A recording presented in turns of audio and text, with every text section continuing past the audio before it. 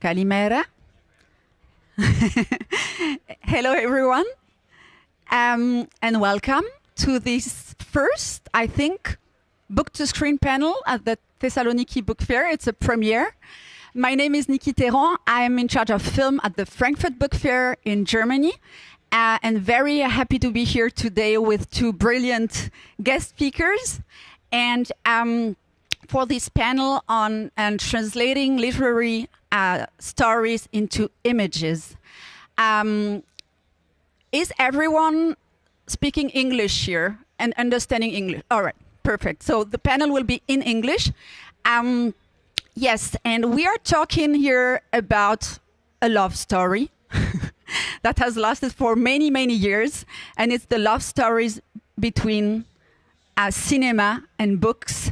I don't know exactly, but I guess book adaptations are as old as cinema itself. There is a very long tradition of films that are based on books.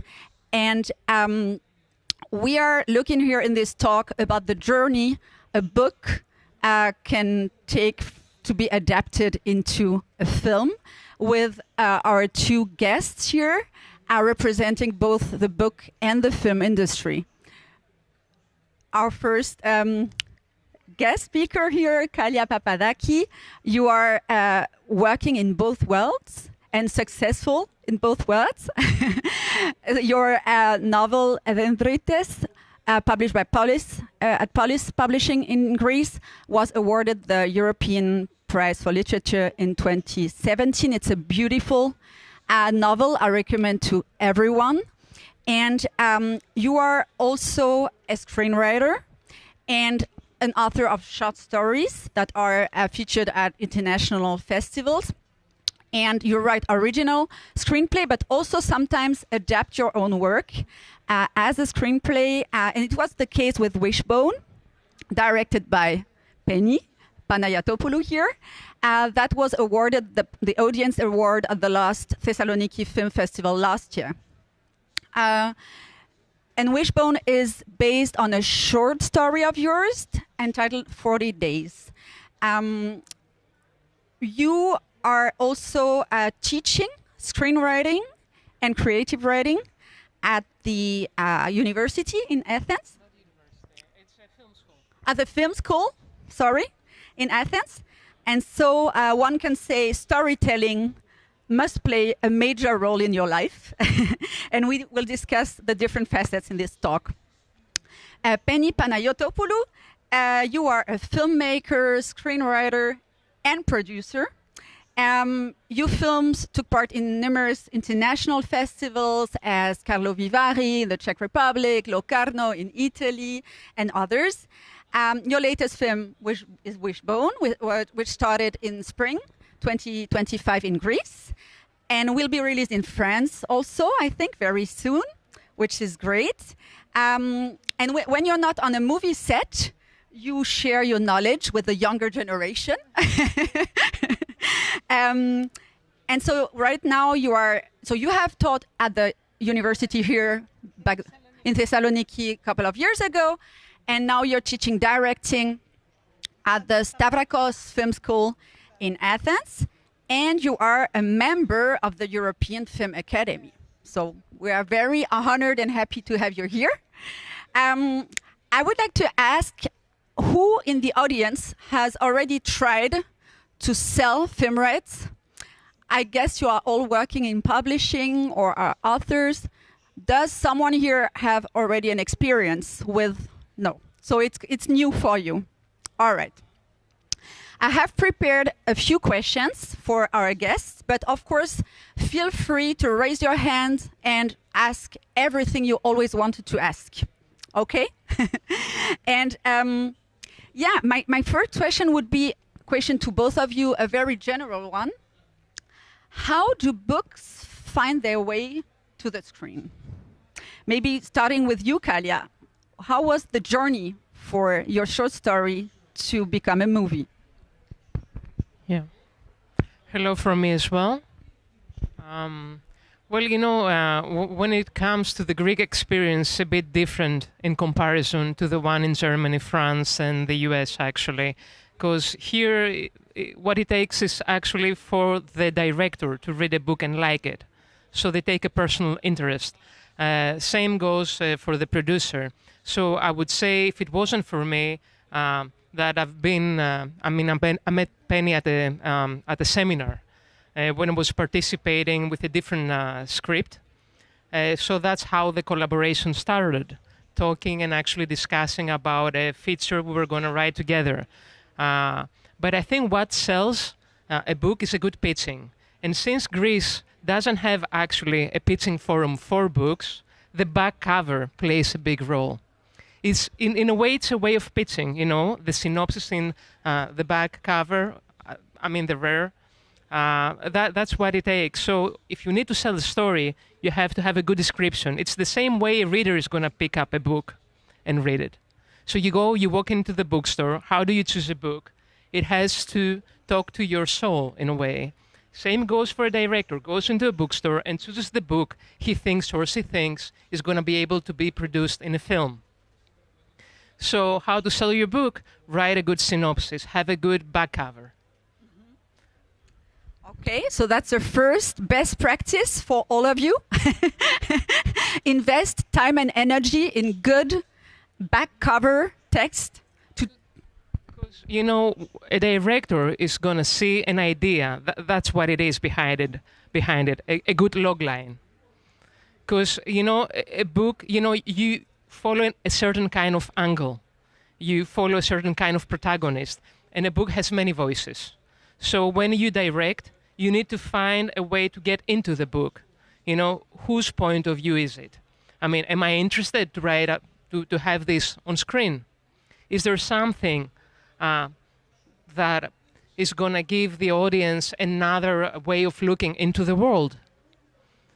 So there is, I guess, a kind of affliction.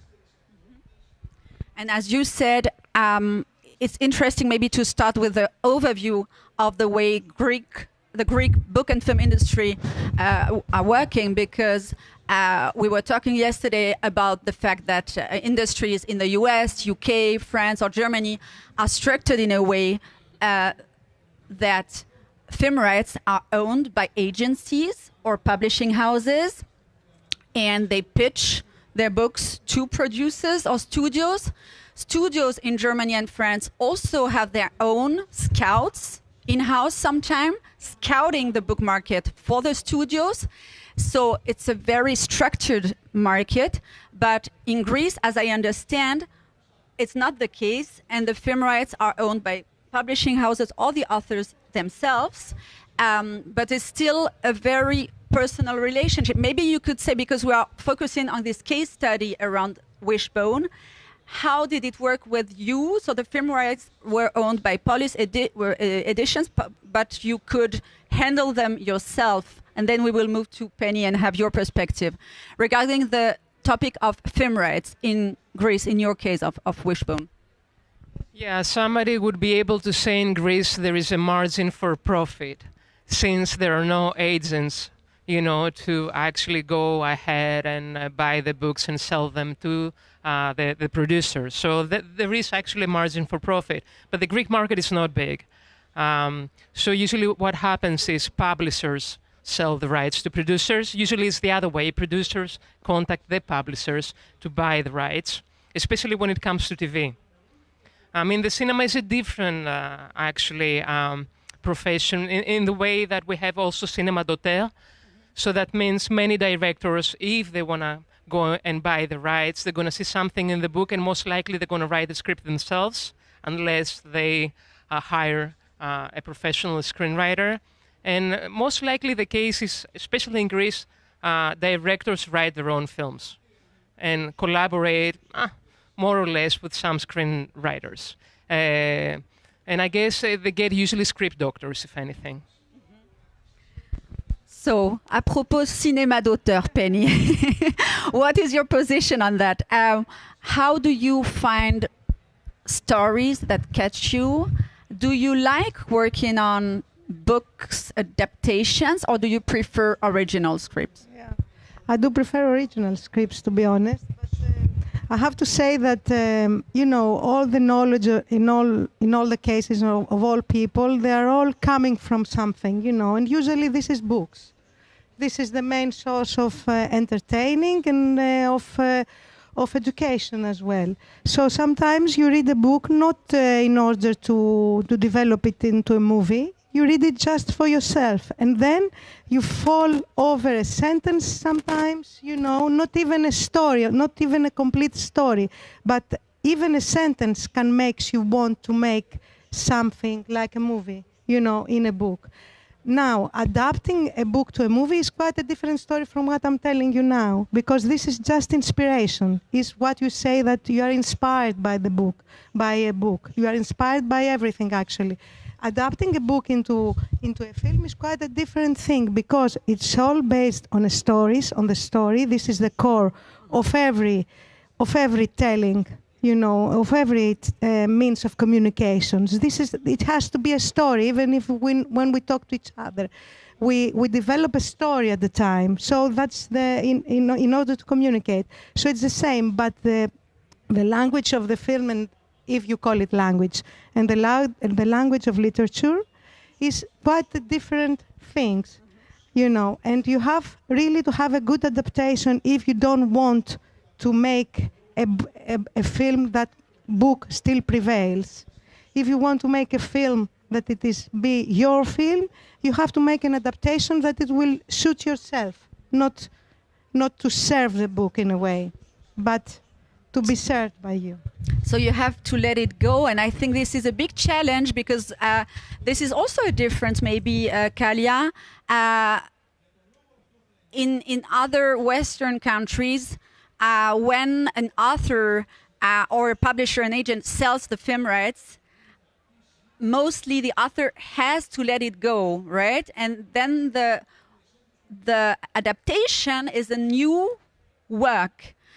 In your case, so back to our case study, Wishbone, you were really deeply involved in the process. Can you describe how it worked to write the screenplay for your own work, and what is really crucial in the process? I think if you don't let go, you don't have a good, film, a good script. So I think it's a prerequisite, because if I were to write exactly the same story and actually adapt it to a screenplay, I wouldn't do it. Because, you know, I wrote that short film when I was, short story when I was 27. And I got to actually adapt it when I was 35, 36. I mean, it was a decade away. So I was a different person, you know. I had matured hopefully, in some ways. And other things interest me back at the time. So if I were to actually tackle the short story, I would do it in different ways. So I searched for different ways to tell the story. Of course, the core is there. I mean, there is always a core to a short story or to a book, to a novel. So what I did is actually I rewrote the short story, hopefully a bit better, you know, because you edit yourself as years go by. You grow with the screenplay, and you leave behind a different self. So for me, that was a prerequisite, as I said. Otherwise, I wouldn't do it. I wouldn't be interested in rewriting exactly the same thing. Mm-hmm. And I told you, I was surprised because I saw the trailer first with this beautiful young actor. Okay, and then I read the short story, and the main character is a sad old guy. And I told you, so it's not the same story. But then you said, it's not about keeping everything in the movie. It's about sometimes, as you said, keeping maybe an idea. And can you maybe elaborate a little bit on this? Yes, I believe it's like keeping the sentimental core, or developing the sentimental core and according to your traces, you know, to what you have inside. So the sentimental core of the Wishbone, of course, it is there in the story too. you know, because it is in a very sad itinerary, really.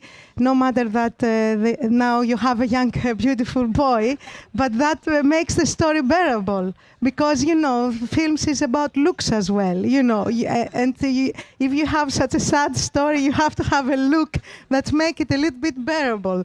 And I believe this was my thought behind why I chose the young boy.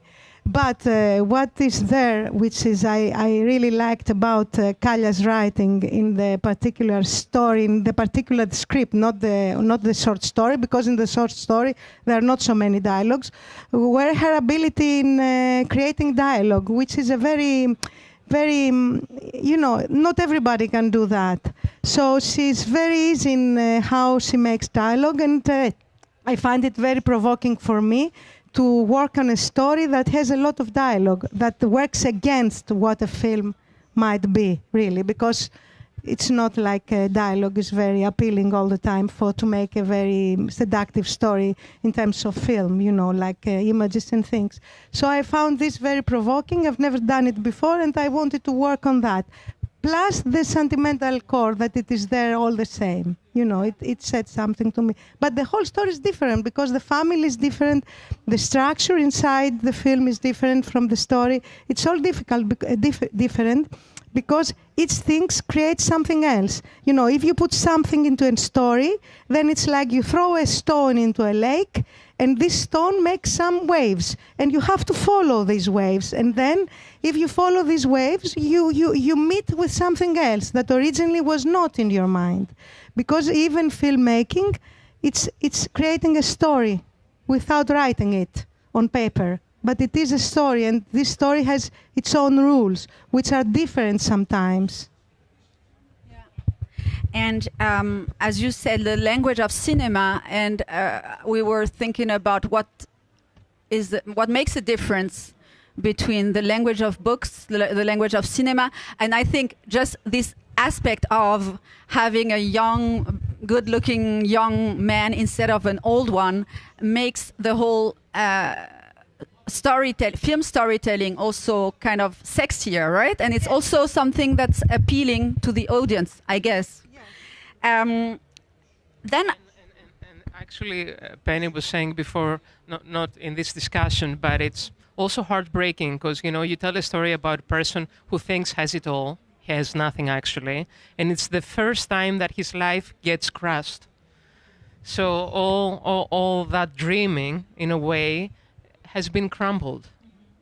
So with a guy that's much older, when he's, let's say, 65, you know, it's sad enough, but it's not the first time he encountered such difficulties. But having a young guy facing real life, you know, there is a certain kind of sadness to it that's bearable, but at the same time, it's the first time your world crumbles. It's I would add to that it would be a quite different journey, film journey, because with a figure that is old and not having any money and with a life already behind him, you begin your storytelling with a crushed figure from the beginning. So the journey would be the opposite. Towards something that would be more optimistic at the end, maybe, you know, because you start with that and you say it right from the beginning, you have this figure. Whereas if you start with a young boy in the beginning of life, maybe, it could be even younger, you know, then the journey is different because it calls for a different journey. Both stories would tell the same thing at the end about life, which is the point. But the journey, the film journey, would have been different if you start with a already crushed image, with a disastrous figure, like you feel like he's already there, he's already in all the bad things in life, than to start the other way around. It depends on what you choose and how you write the film after the book or the short story, whatever.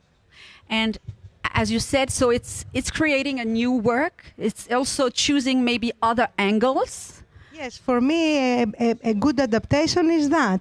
But of course, you can also see good adaptations that it is all about content content. I mean, new filmmaking now, because of the platform, because everybody is demanding of content, everybody is demanding for good stories, but nobody is demanding for good movies. Nobody is demanding for, a renewal of a film language. Maybe some festivals, a very short circuit, definitely not the audiences and not the spectators inside or outside our homes, our houses. So everybody is caring about content and very with hunger they read books and they try to develop because it's already there. It's easy, it's book, it's there. The story is there. You can see it. You can pick up actors. You can pick up locations. You can agree with the rights. You pay a little money or big money for the agents. It depends on what book you choose. And then you make the movie and you go further. And then you buy another book, another movie, another book, another movie. But there are not many the cases that they create good film language for the one, let's say one paradigm, one example of a very good book, very famous book that became a film of its own without changing the situations inside, not inspired, is Bronte's story, Wuthering Heights, by filmmaker Andrea Arnold. This is a beautiful book, of course, a classic, but the film is not classic at all, although the book is all there. She arrived to make a film that has the quality on its own. Mm-hmm. Mm-hmm. And this is the brave thing about books. So it depends. If you are a producer, you want to steal a good story. If you are a director, you don't care about stealing a good story. You need to build inside you a story, mm-hmm. no matter where it is based on. Yeah, but that's an interesting aspect that in the last years or the last decade, one can see a huge appetite of producers and streaming platforms for IPs, intellectual properties, and we also at the Frankfurt Book Fair, we have created this format at the Berlin Film Festival, Books at Berlinale. Since 20 years, every year, publishers, agents can pitch their books for producers. In Cannes, starting next week, Marché du Film in Cannes, there is this event called Shoot the Book Cannes, organized by French Self, but in partnership also with Frankfurt Book Fair, where, again, publishers, agents pitch their books for a producer's audience, and one can feel that this hunger for story is endless. As you said, there are two levels, maybe the mainstream level, and of course the art house festival kind of film projects that are also created based on books. My feeling is when I go to the cinema, every second film I see is adapted from a book. I don't know. And in Germany, at least for children's films, right now are all adaptions. There is almost no, it's very difficult for screenwriters in Germany right now working for children content to really be successful in adapting their screenplays because studios want to adapt successful IPs because, as you said, it's a security. Yeah. The audience already know the IP, already knows the books, and they go to the cinema and buy a ticket, right? They know the characters, they know everything. Yeah. So the audience is already there. But maybe back to the story around Wishbone. Can you maybe tell us how it worked? So the rights were actually the film rights were owned by the publishing house, but in the end, you could deal the rights yourself. So maybe you could just say a few words about that. How did it work? No, I have a very generous publisher. I'm really liking that way. So since I was the one to actually talk to the director and producer, I own the rights. And it's usually not this way. It doesn't happen often. So I was able actually to deal with my own rights. There was no back and forth. Now, if my second book, which is a novel actually, in terms of fiction, was to be sold, I have an agent And they own the rights. I mean, if they were to go around and pitch the book for a film, they would be able to deal with the rights. It's a totally different story. And maybe you could share with us, why did you decide to work with an agent now? What is the advantage for you to have your rights in an agency taking care of it for you? No, you see, I got this award, so I got contacted, and in the beginning I had a Greek agent, and then she moved abroad, and I was left with the rights, and I had already a French translation, and they read, she's French, my agent is French, so she read the book in French, and she wanted to take over. So she sold the rights to the States.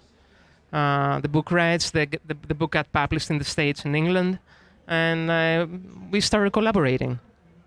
I mean, it was a lucky story, you know. Once in a while it does happen. And it helps maybe getting a bigger reach, I guess. Sure. Yeah, I think that's what agents do, you know. It's always very...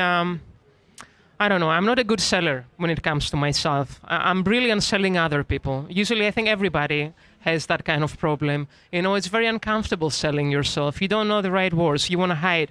I don't like, publishing myself. Like, you know, it's me, I've written this book. I can't do it, I hate it. So that's why there is an agent for that job, you know, it's awkward. I don't like it at all. I mean, I like being the writer, not the seller, you know, I'm not good at it. Yeah, I think agents play a major role amplifying your reach and also having international contacts that help making the book travel. How is it with you, Penny? Have you already worked also with agencies, or do you prefer really discovering stories by yourself? No, I have never worked. I would love to, you know, if I were younger now, I would definitely try to find an agent, you know, for all my films and things. The way it works, it's usually before you prepare a film, you try to have a film sales attached for the film, and that's it. But working with an agent would have been very much different. But it's we don't have this practice here in Greece for filmmakers. No, we don't. But do you sometimes receive submissions from publishing houses or from book authors who try and convince you to adapt their books? Yes, so many people they are sending me. I mean, if you have a success and your name is up high somewhere again, you know, then everybody finds your address and then they send you scripts and they say, or people that say I have a good story and they write it for you and they send you their scripts, already being scripts, not just ideas mainly, you know. It's different. It's not it's difficult. It's not very easy to work with a writer all the time, I must say, you know, because I have been working in my first film, even before Hard Goodbyes, My Father, which I wrote myself, so it was a different case. And some of the authors, they are not at all flexible about how they do want their stories to be shown, you know. You change a word and then you have to go to the court. Especially back in the years, it was very difficult, you know. You change a word and then you say, you don't say that and things, you know. And I remember myself being in that positions once, so I've changed completely the whole thing and I get rid of the writer. Okay. You know? But how is it for you as a producer and a director? Is a successful book, do you think, is it the key to a successful film or not? It could be, yes. As I said before, I believe that it is easier because you have the maya, you have the flower. You have something there that it can grow on itself, you know. It depends on what kind of director you are, even if you choose to make it yourself or you choose to give it to somebody else and then you have the artistic development only, you know. But if you have the story, you at least have the story. Most of the striving about writing a script is the story, of course. This is the most difficult part. What is the difference between a good book and a good screenplay? Is it possible to define it? Yes, it has to be the book. They both contain metaphors to be good. I mean, a book has to have not metaphors in sentences, but has to work on metaphors. The film also with metaphors, but a film is a language that is more. It needs. It doesn't need words. It needs heart-beating points. You know, θέλει να είναι στακάτο. A rhythm. No, it has to be made with economy. It has economy. I mean, it's like the pitching. I mean, in the most of the fairs for pitching a screenwrite and a script, you have they can stop you like in the 3 words. You know, you have to be exactly there by the beginning. You say, this is a story about.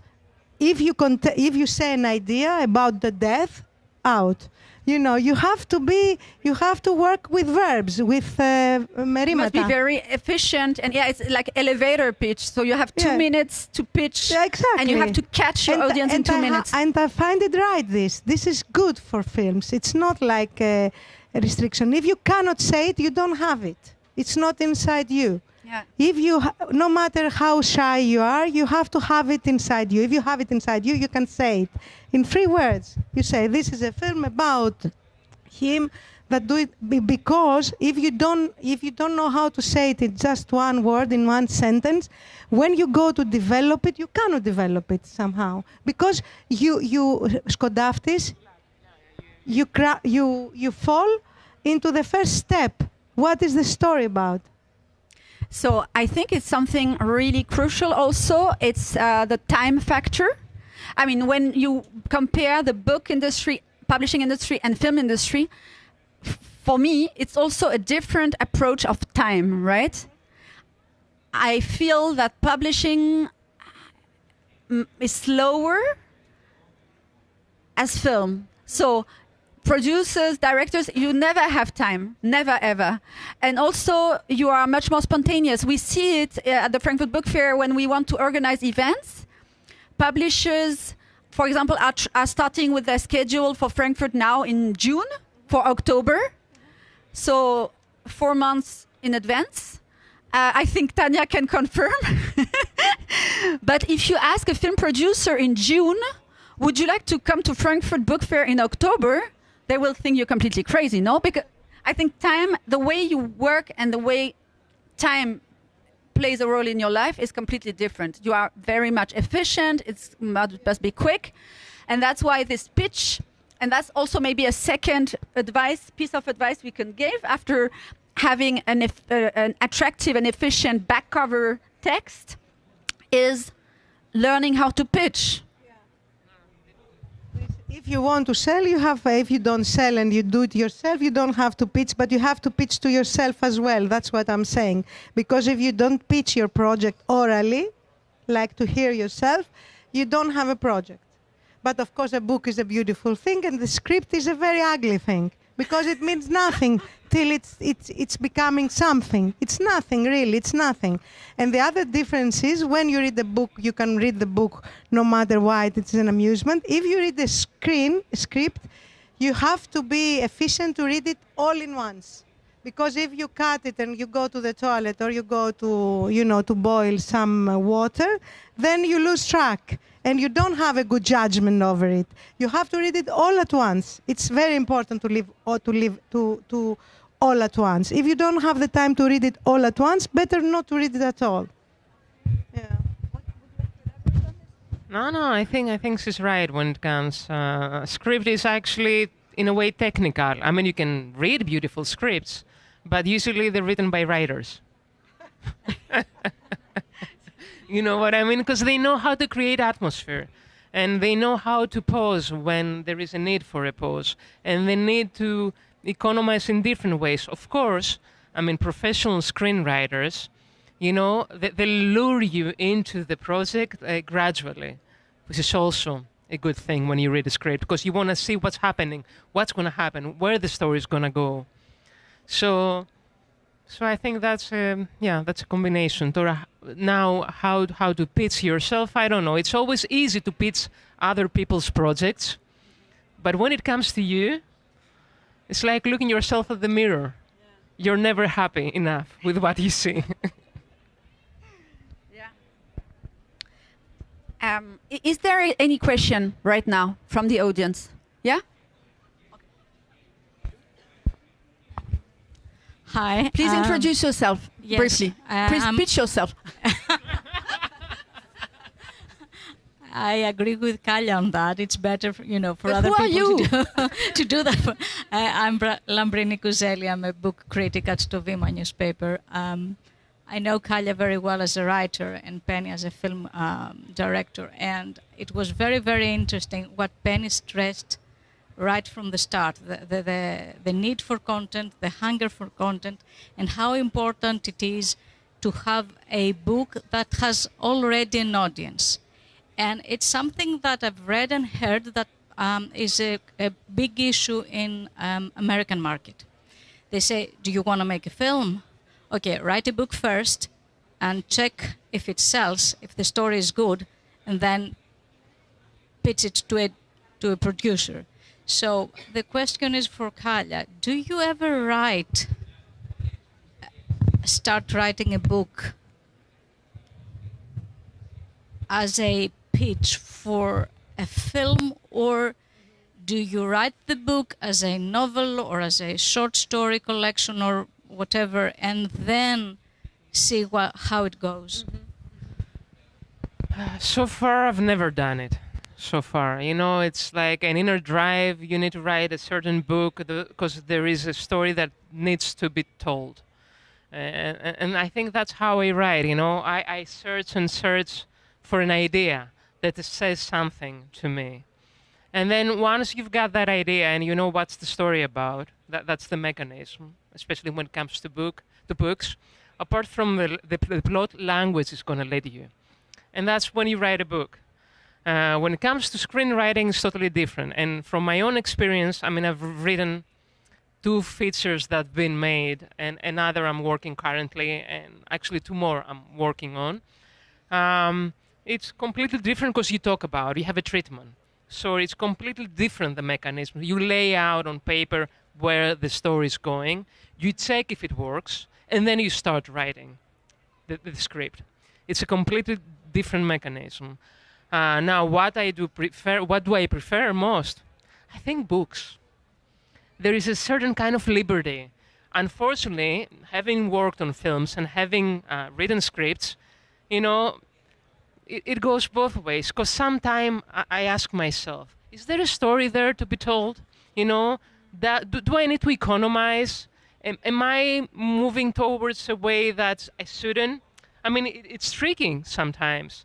But I love the liberty there is when you write books, and how language changes. The way a story can be told and where it leads you. Because characters somehow, they have flesh and bones once you put them down on paper, and they lead you a certain way. Script, right away you read one thing and you say, that's out of character. That can happen to books, but you're into it. I think you live with the book, you breathe when you write with the characters. Penny, would you like to share your experience regarding this aspect? Lambrini has just stressed that, because you told me in Greece it's completely different, this aspect that in the US market right now, and that's really true. There was an article, I invite you to read this article in the Hollywood Reporter in March, just listing the next book to film adaptations only in the US market for 2025. It's crazy. It's completely crazy, because the cinema, but also Amazon Prime, Netflix, Peacock. And the interesting thing is also actors becoming producers, becoming book scout, like Reese Witherspoon with her book club, the actress, who is also a producer, and now running this book club, and now co-writing a screenplay with a super Harlan Coben, I think. So it's really amazing. And I think in the US, it's also linked to the fact that this big strike, the Screen Authors Strike 2 years ago, led to the fact that there is a big need for IPs. And so there are also scout agents, just scouting the book market all the time. But read this article, it's really, and it's only US, it's super interesting. But Penny, what would you say, I mean, you told me it's different here, right? It's not that... Different yet, I mean, we will adapt to that. Of course, we are a smaller market anyway. You know, we're not a big market, but I'm sure that the big production offices now, they're going to head towards that direction for sure, for certain, yes, of course. But this is the death of cinema, really. I mean, it will contribute to that. Don't say that. No, it will contribute to that, definitely. This hunger for content, I mean, it's not only me that it's saying. It's quite different from what is hunger for cinemas, for movies. And see, the movies are different now, very different. You don't remember them after a while. You only remember hazy, a little bit of the story, but not the movie itself. When Antonioni adapted this short story by Julio Cortázar, he made Blow Up. Nobody remembers the story of Julio Cortázar. Everybody remembers Blow Up. That's the difference, you know. Yeah, but we talked about Lanthimos. Of course, you remember Julio Cortázar for other the stories. Yes, of course. But yes. Lanthimos is a part of the system now. Yeah, but what it's exactly that system. Yeah, know. but Poor Things, or what was the Poor Things? Poor Things, yes, right? Yeah. Was also based on a backlist title from exactly. the 90s. Yeah. But I would say Lanthimos is, because I've read the book. Lanthimos is creating a completely new work out of this. Exactly, he knows how to create a world. Yeah. You know, and he has the means to do it, of course. Again, and it's like whatever this scientist, he gave birth to this creature, you know, and Lanthimos gave birth to the book as well. You know, it's the opposite. So sometimes it works. Yeah, I mean, I wouldn't be so pessimistic. No, sometimes it works. Olivia, there is a question here. And one more question, and then we have to finish. Yeah, hi. I was thinking about something that Penny said, that you read a screenplay in one go. And that's very similar to a short story, right? So in a short story, you have to, in one sitting or in 1 hour, you read the story and you have all the images in your head. So my question to Penny is it different adapting to cinema a short story versus a novel? And have you done both? Because I'm a lover of short stories, I love them very much. Many of them, Lucia Berlin now that it's became, or Raymond Carver. I believe that but this is my personal opinion, is very more suitable to make a big film. First of all, because you don't have to throw away so many things, so many descriptions, so many things that are heavy for a movie, and that they add to the value of the movie financially with no reason at all. Things that they work like in a book, they never can work in a movie. So you don't have to make all this preparation. And a short story hit just in the core of your heart immediately in the beginning. You know what it is all about. You know, and you can easily develop. You put more, you add to a short story. You never cut back. You know, whereas in a book, most of the times creating, I don't know what Kalia says, but you cut down because you can never do 2 pages. I mean, for a feature film to be made, I think that 70 pages are more than enough. All the rest is you throw away in the editing process. No, I mean, for a medium budget, I don't speak about Hollywood films now. This is different because I don't know. I have no idea. No, I think more than anything, short story, you follow the story of one person, so you have a protagonist. Whereas when it comes to novels, you have many narrative voices. So people will read the book and they get all these different narrative voices. When the film is made, suddenly everything is lost but the protagonist. And you say, the film wasn't as good as the book, of course, because you have to have an angle. So you have to follow a certain kind of story. Whereas with a short story, there is one and you follow their story. It's very clear, and that's what a film is about, to be able to economize and be succinct and precise. No, just to add on to that, maybe Nikki, you have short stories, so they work in certain markets. For example, in France, where I live, publishers don't publish short stories because they say nobody buys short stories. In the Anglo-Saxon world, they work, and in Greece, I don't know. So would this be an incentive maybe for French publishers to publish more short stories because they could be turned into films? And I'm going to give you a good example of Claire Keegan, who's actually a short story writer. I mean, if you read Claire Keegan, you can see actually, apart from being a great writer, she's a great screenwriter because all is there to be made into film. You don't have to change anything. It's all there. So, and she's a short story or a novella writer. She doesn't write big books. I mean, the angle is very clear, precise, one protagonist. Easily, you follow her short stories. Great books for films. 1 minute. There was a question over there, I think.